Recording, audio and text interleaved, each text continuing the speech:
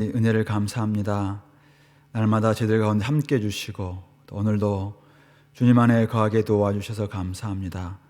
하나님이 복 주시는 귀한 날, 또 하나님 앞에 나와서 기도하며 또 말씀 듣고 살아갈 때 풍성한 은혜가 임할 수 있도록 인도하여 주시옵소서. 주님께 모든 것을 의탁드리오며 예수 그리스도 이름으로 기도드리옵나이다. 아멘. 우리 찬송가 440장 1절 3절 찬양 드리겠습니다.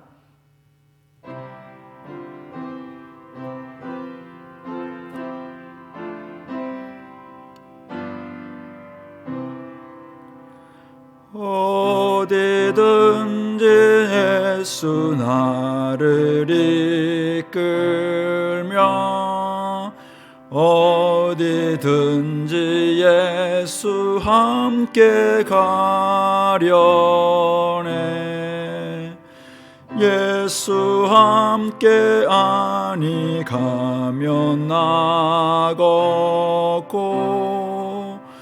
예수님과 동행하면 겁없네. 어디를 가든지 겁낼 것 없네. 어디든지 예수 함께 가려네. 어두운 그늘 나를 애워쌀 때에 주가 함께 계심 믿고 자려네. 죽은 후에 천국에서 깨어나 예수 함께 길이 살리라. 어디를 가든지 겁낼 것 없네. 어디든지 예수 함께 가려네. 하나님 말씀은 레위기 25장 23절부터 38절 말씀입니다. 구약성경 186페이지 레위기 25장 23절부터 38절 말씀 제가 봉독하겠습니다. 토지를 영구히 팔지 말 것은 토지는 다 내 것임이니라. 너희는 거류민이요 동거하는 자로서 나와 함께 있느니라. 너희 기업의 온 땅에서 그 토지 무르기를 허락할지니 만일 내 형제가 가난하여 그의 기업 중에서 얼마를 팔았으면 그에게 가까운 기업 물을 자가 와서 그의 형제가 판 것을 물을 것이요 만일 그것을 물을 사람이 없고 자기가 부유하게 되어 물을 힘이 있으면 그 판 해를 계수하여 그 남은 값을 산 자에게 주고 자기의 소유주로 돌릴 것이니라. 그러나 자기가 물을 힘이 없으면 그 판 것이 희년에 이르기까지 산 자의 손에 있다가 희년에 이르러 돌아올지니 그것이 곧 그의 기업으로 돌아갈 것이니라. 성벽 있는 성 내의 가옥을 팔았으면 판지만 1년 안에는 물을 수 있나니 곧 그 기한 안에 물으려니와 1년 안에 물으지 못하면 그 성 안의 가옥은 산자의 소유로 확정되어 대대로 영구히 그에게 속하고 희년에라도 돌려보내지 아니할 것이니라. 그러나 성벽이 둘리지 아니한 촌락의 가옥은 나라의 전토와 같이 물러주기도 할 것이요 희년에 돌려보내기도 할 것이니라. 레위 족속의 성읍 곧 그들의 소유의 성읍의 가옥은 레위 사람이 언제든지 물을 수 있으나 만일 레위 사람이 물으지 아니하면 그의 소유 성읍의 판 가옥은 희년에 돌려보낼지니 이는 레위 사람의 성읍의 가옥은 이스라엘 자손 중에서 받은 그들의 기업이 됨이니라. 그러나 그들의 성읍 주위에 있는 들판은 그들의 영원한 소유주이니 팔지 못할지니라. 내 형제가 가난하게 되어 빈손으로 내 곁에 있거든 너는 그를 도와 거류민이나 동거인처럼 너와 함께 생활하게 하되 너는 그에게 이자를 받지 말고 내 하나님을 경외하여 내 형제로 너와 함께 생활하게 할 것인즉 너는 그에게 이자를 위하여 돈을 꾸어주지 말고 이익을 위하여 내 양식을 꾸어주지 말라. 나는 너희의 하나님이 되며 또 가나안 땅을 너희에게 주려고 애굽 땅에서 너희를 인도하여 낸 너희의 하나님 여호와이니라. 아멘. 우리가 앞에서 희년에 대해서 한번 살펴봤는데요. 오늘 희년의 중요한 원리가 무엇인가? 오늘 23절, 24절이 그것을 이야기하고 있는데요. 토지를 영구히 팔지 말 것은 토지는 다 내 것임이니라. 어쩌면 이 말씀이 25장 전체의 핵심 진리이자 희년제도의 신학적 기초라고 말할 수 있습니다.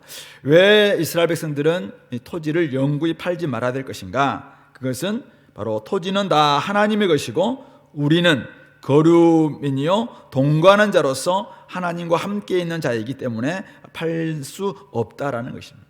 그러면서 24절에서는 너희 기업의 온 땅에서 그 토지 무르기를 허락할지니 이렇게 이야기하고 있습니다. 여러 가지 이유로 땅을 잃었다 하더라도 하나님으로부터 받은 이 기업의 온 땅에서 토지 무르기, 누군가가 이제 토지를 대신 사주는 것을 의미하는데요. 이 토지 무르기를 허락하고 있는 것이죠. 그러므로 이 어떤 점에서 이 토지 무르기는 경제적 곤경에 빠진 사람들이 자유를 얻고 회복할 수 있었던 마지막 기회와도 같았다라고 말할 수가 있는 것이죠. 그래서 오늘날 우리 나라에도 지금 부동산 문제로 굉장히 골머리를 앓고 있는 상황인데요. 우리 그리스도인들은 토지를 비롯한 이 부동산 어떻게 돼야 될 것인가? 무엇보다도 모든 땅은 하나님의 것이다, 하나님의 소유다라는 이런 관점을 가지고 생각해 볼 수 있는 중요한 내용이 이 희년제도 안에 있다라는 것을 한번 기억해 봤으면 좋겠습니다.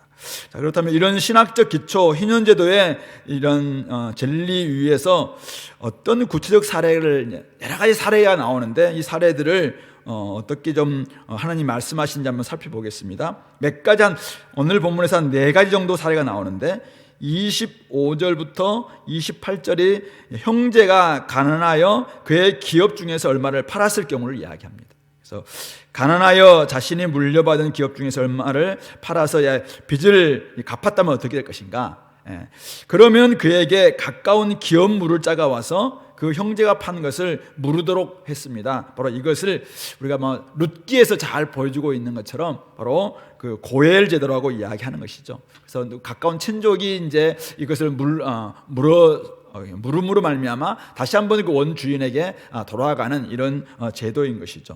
그런데 만일 그것을 물을 사람이 없을 경우, 물을 사람이 없고 또 자기가 부유하게 되어서 물을 힘이 있다, 이렇게 때는 자기가 이미 이제 경제적인 부분들을 많이 회복해서 부자가 되어서 물을 힘이 있다, 그렇다면 그 판해를 계수해서 그 남은 값을 다 산자에게 주고 자기 소유로 돌리면 된다라고 이야기하고 있습니다. 그러나 이런 경우는 자기가 그냥 물을 힘도 없고 기업 물을 자도 없는 경우는 어떻게 할 것인가? 그럴 경우는 28절에 나와 있는 것처럼 그 판 것이 희년에 이르기까지 산자의 손에 있다가 희년에 이르러서는 아예 이제 원주인에게로 돌아오는 것, 이것이 바로 그 기업, 그 조상으로부터 물려받은 기업, 하나님이 주신 기업을 다시 한번 회복할 수 있는, 그것이 바로 이 희년제도의 중요한 점이다라고 볼 수 있는 것이죠. 두 번째 경우가 29절부터 나오는데요. 성벽이 있는 성내의 가옥을 팔았을 경우, 이럴 경우는 판지 1년 안에는 그것을 물을 수가 있다라고 이야기합니다. 그래서 그 기한 안에 물으려니와 만약 30절 1년 안에 물으지 못하면은 그 성 안의 가옥은 아예 산자의 소유로 확정됩니다. 그래서 아예 영구히 이제 그 사람에게 속하도록 했는데 왜 이렇게 했는지 정확한 이유는 알 수 없어요. 그러나 어쨌든 희년에라도 돌려보내지 않는다. 그러니까 성 안에 있음으로 말미암아 이것은 이제는 굉장히 좀 현대화되어 있는 이런 도시이기 때문에 그러는지 이렇게 좀 이야기하고 있고요. 대신 31절에 성벽이 둘리지 아니한 촌락의 가옥은 나라의 전토와 같이 물러주기도 하고 희년에 돌려보내기도 한다라는 것입니다. 그러니까 성벽이 둘려 있느냐 아니면 성벽이 없느냐에 따라서 이렇게 희년제도의 혜택을 입느냐 입지 못하느냐가 결정되었다라는 것을 알 수 있고요. 그 다음에 레위족 속의 경우는 어떻게 할 것인가? 32절부터 34절이 나와 있는데, 레위 사람이 언제든지 물을 수가 있습니다. 근데 레위 사람이 물르지 않는다면은 그의 소유 성읍의 판 가옥은 희년에는 반드시 레위 사람에게 돌려줘야 된다라는 것이죠. 왜냐하면 레위 사람의 성읍의 이 가옥은 이스라엘 사람들로부터 다 이제 받은 우리 48개인가요? 예, 그런 그 성읍들이 있었는데 그것들이 다 우리 일반 우리 12지파에서 받은 기업이기 때문에 다시 레위 사람들에게 돌려줘야 된다라는 것을 이야기하고 있고, 34절에는 그들의 성읍 주위에 있는 들판, 아예 들판은 영원한 소유지이기 때문에 팔지도 못한다, 그렇게 이야기를 하고 있습니다. 그리고 네 번째 경우가 35절부터 38절 나와 있는데, 형제가 가난하게 되어서 아예 빈손으로 지금 와 있을 경우는 어떻게 할 것인가? 그럴 경우는 그를 도와서 거류민이나 동거인처럼 너와 함께 생활하게 해라 라고 이야기하고 있습니다. 그러니까 채무자인데 형제입니다. 그 사람이 아예 옆에 와 있다면 품꾼으로 고용을 해서 그를 부양하고 아예 빚을 갚도록 나중에 이제 그를 이렇게 함께 생활하는 것이죠. 그렇게 할 때 빚을 갚도록 할 때 어떻게 할 것인가? 36절 보니까 그에게 이자를 받지 말고 또 하나님을 경외함으로 말미암아 형제로 너와 함께 생활하게 하라. 37절에도 그에게 이자를 위해서 돈을 꾸어주지 말고 이익을 위하여 네 양식을 꾸어주지 말라, 그렇게 이야기하고 있습니다. 친족 형제이기 때문에 그 사람이 지금 많이 가난하게 되어서 아예 좀 빈손으로 와 있잖아요.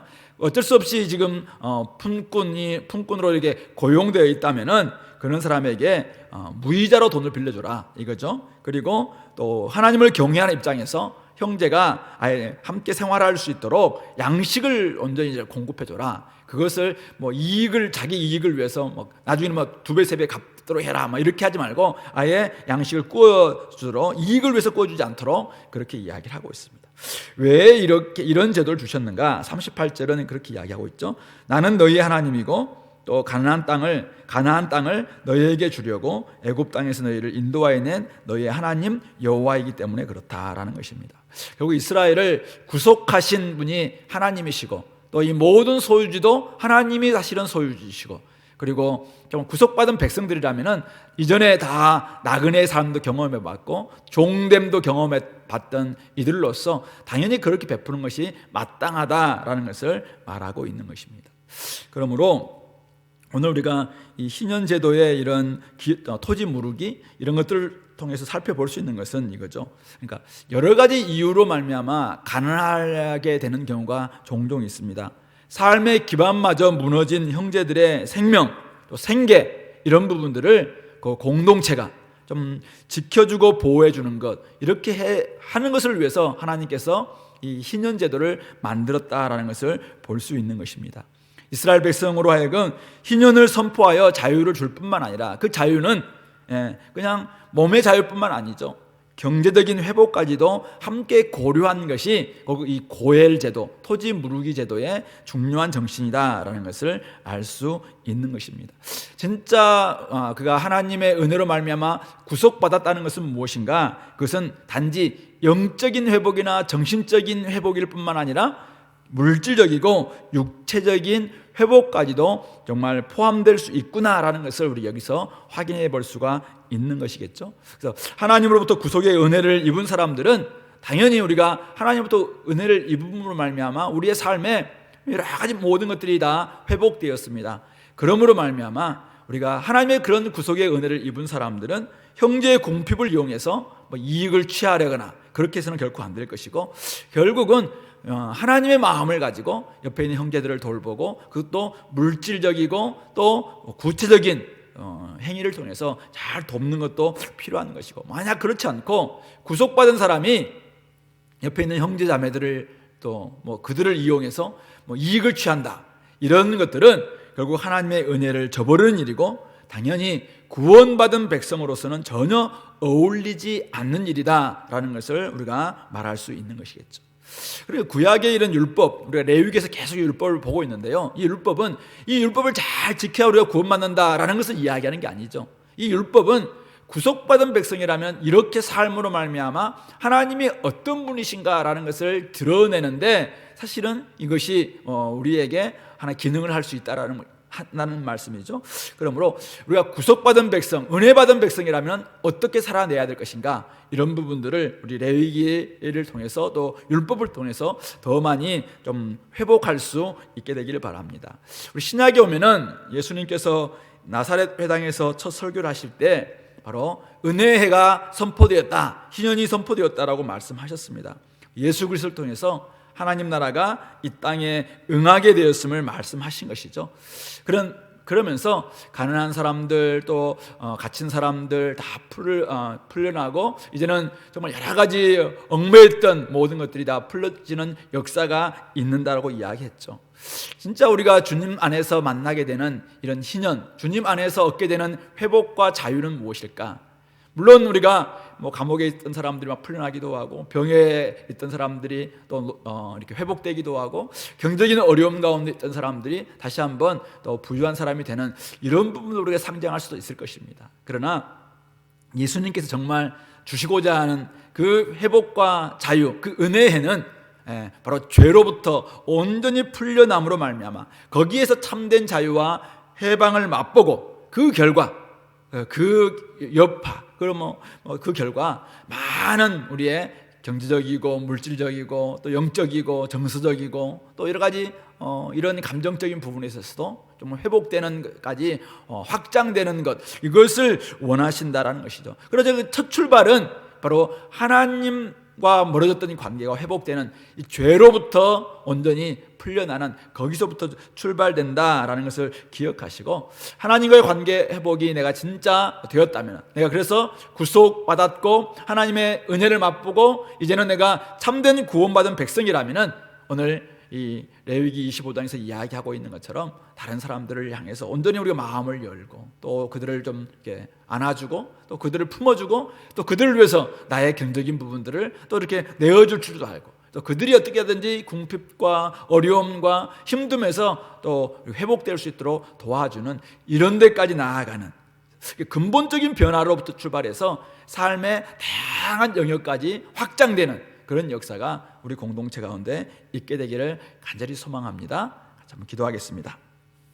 하나님 아버지, 은혜를 감사합니다. 우리에게 또 이런 하나님의 말씀, 또 희년제도의 정신, 이런 것들을 또 가르쳐 주시고 알려주셔서 감사합니다.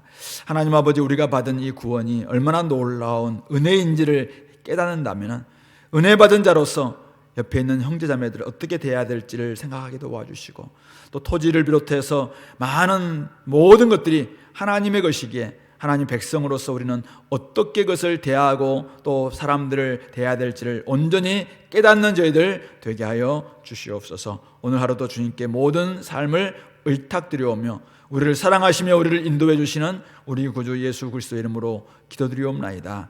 아멘. 계속 기도하시겠습니다.